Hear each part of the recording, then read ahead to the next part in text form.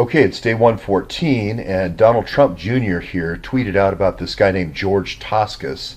And he tweeted out this Gateway Pundit article that this George Toscas was the one who forced Comey to come to Congress and talk about the fact that they had received new information in the case. If you remember, and I'll go to the Gateway Pundit article, they received stuff about a month before Comey went to Congress.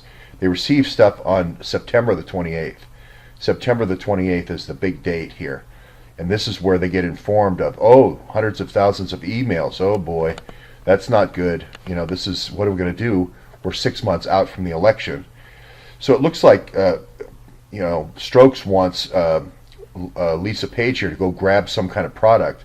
And I immediately thought of BleachBit or something to, destroy the hard drives that are going to be coming down.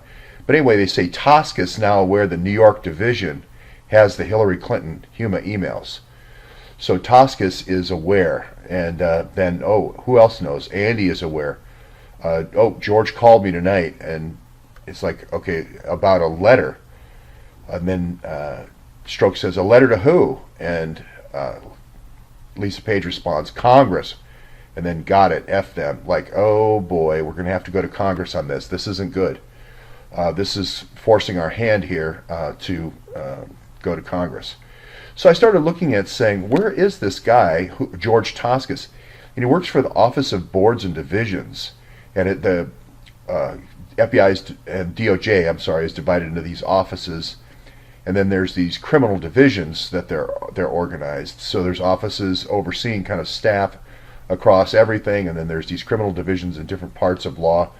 DOJ used to go after the Ku Klux Klan and so forth. And then these divisions now over here are more famous now for where the guy just left, Loftman, National Security Division. This is sort of the CIA infiltration into the DOJ in 2007.